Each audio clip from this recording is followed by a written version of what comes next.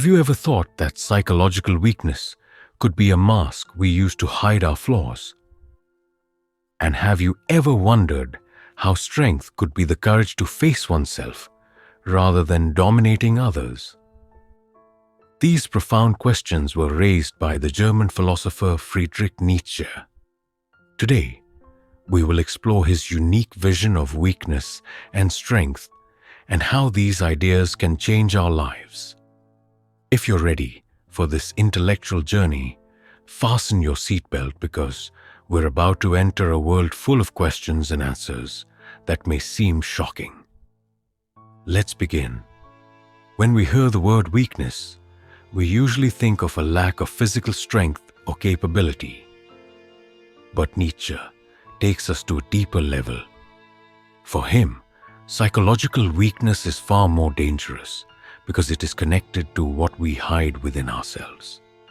It's the way we justify our failures and avoid facing truths. Nietzsche sees psychological weakness not as merely feeling incapable, but as a dangerous trap that leads us to wear masks hiding our true selves. This trap makes us create stories to justify why we didn't succeed, why we didn't try, or why we couldn't. For example, someone might always pretend to be kind but never genuinely help others. Or someone might play the victim to attract attention and sympathy. These are just examples of how psychological weakness can act as a hidden force shaping our lives. Why do we hide our weakness? The answer is simple. We're afraid. We're afraid to face our flaws and shortcomings. We're afraid of appearing weak in the eyes of others. Here, Nietzsche reveals the dangerous aspect of weakness. When we fear facing it, we begin lying, not only to others, but also to ourselves. We invent excuses and false narratives to justify our failures and make ourselves feel that we aren't responsible for our lives. Imagine this scenario. Someone blames circumstances, society, or even bad luck for their failure. This isn't just lying. It's a way to escape responsibility. But the lying doesn't stop there. Nietzsche explains that weakness can become contagious as we begin influencing those around us and passing on the same behaviors. Even more dangerously, this lying becomes a culture that justifies failure and blames others. This leads us to another critical point: resentment. For Nietzsche, resentment is a feeling of bitterness that arises when we fail to face our flaws. So we start attacking the success of others and try to diminish their achievements. But what is Nietzsche's solution for overcoming weakness and transforming it into strength? This question opens the door to his deep and unique vision of strength. For him, true strength is not about controlling others or dominating them. It's about the courage to face life in all its aspects, whether those aspects are full of success or failure, joy or pain. The strong person, as Nietzsche sees it, is not someone without flaws or weaknesses, but someone brave enough to admit to these flaws and work to overcome them. For him, strength begins from within. Imagine someone who is unhappy with their job but fears change. Maybe because they think the risk isn't worth it, or they're afraid of failure. In this scenario, the strong person is the one who faces these fears, leaves their comfortable job, and takes real steps to escape their dilemma. Strength here doesn't lie in the results, but in the act itself.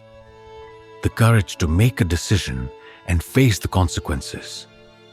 Even if this person fails in their endeavor, merely trying is a victory for inner strength over weakness and fear.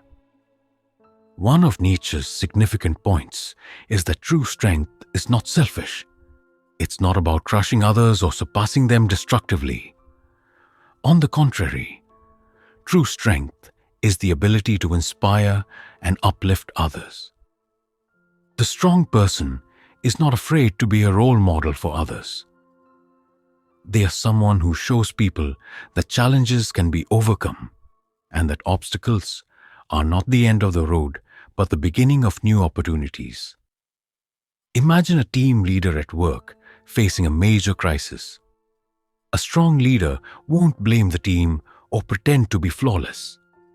Instead, they will acknowledge the problem, show readiness to work with the team to solve it, and bring everyone together to stand confidently and strongly in the face of the crisis.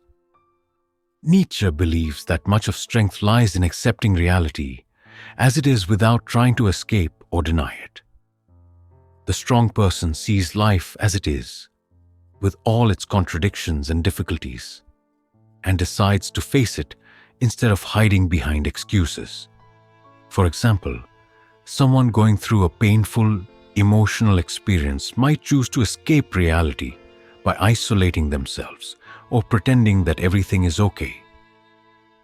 But the strong person faces their pain, acknowledges it, and begins working to overcome this phase, whether by improving themselves or seeking a new meaning in life. For Nietzsche, true strength doesn't stop at accepting reality.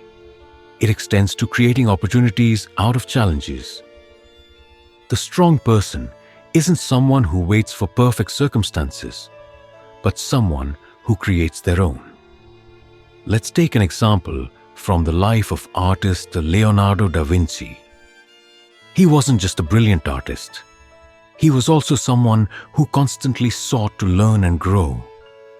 His strength didn't lie only in his talent, but in his courage to walk new and difficult paths, and his ability to turn his ideas into tangible creations that inspired the world.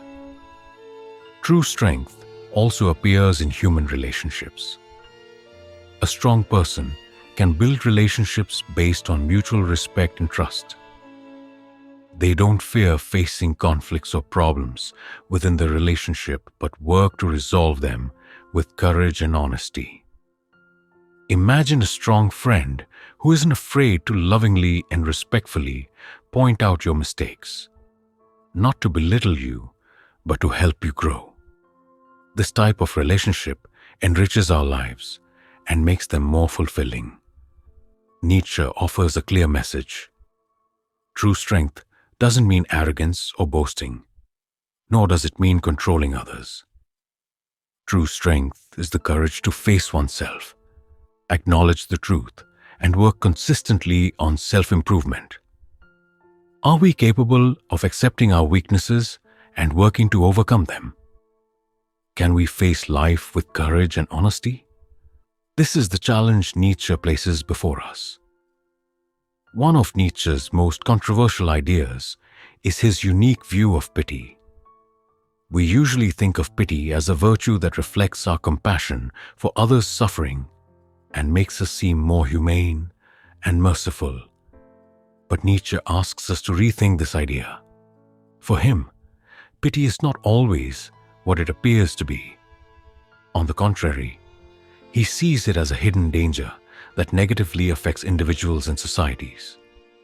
Nietzsche believes that pity, instead of empowering people, often reinforces weakness and hinders growth. Those who receive pity might not feel supported or motivated, but rather powerless, as if their problem is beyond their ability to solve. Consider someone going through a financial crisis who receives financial help from someone else. At first, this might seem noble and helpful, but it might carry a hidden message. You can't handle this crisis on your own. In this way, pity becomes temporary support that deepens feelings of helplessness. Nietzsche believes that this type of pity leads to a state of dependence, where the needy person always relies on others instead of learning to stand on their own feet and solve their problems. Nietzsche doesn't stop at criticizing pity as a tool that reinforces weakness. He also sees it as a means of manipulating others. In some cases, people may play the victim to attract others' sympathy and gain their support, whether emotional or material. In such cases, pity is not a virtue but a tool used by some to exploit others' emotions, leading to unhealthy relationships between the two parties. But what about those who genuinely want to help others? Here, Nietzsche presents a completely different concept of assistance. True help, as he sees it, is not merely about extending a helping hand or feeling pity for others. It's about empowering them. Nietzsche believes that the best way to help others is to push them to become stronger and more independent. Instead of saying to someone, "I'll help you because you're weak," we should say, "You have the ability to overcome this problem, and I'm here to help you see it." For example, instead of giving money directly to someone struggling financially, you could teach them how to manage their finances or help them find a job. Instead of sympathizing with someone going through emotional difficulties without taking action, you could offer practical advice or support to help them overcome their situation. Ultimately, Nietzsche offers a simple yet profound solution: love life.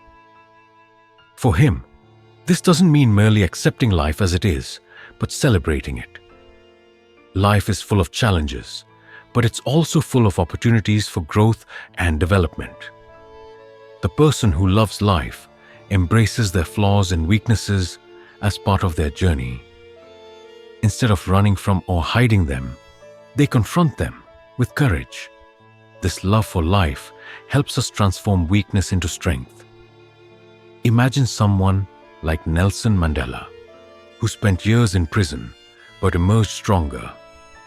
The inspiration Nietzsche speaks of is the strength that comes not from denying reality, but from confronting it. In the end, we can draw an important lesson from Nietzsche's philosophy. Weakness isn't inherently bad, but it becomes a problem when we choose to hide it instead of facing it. Strength isn't about violence or dominance, but about the courage to face the truth and improve oneself. Now it's your turn. How do you see weakness and strength in your life? Do you believe weakness can be transformed into strength if approached with courage? Share your thoughts and experiences in the comments.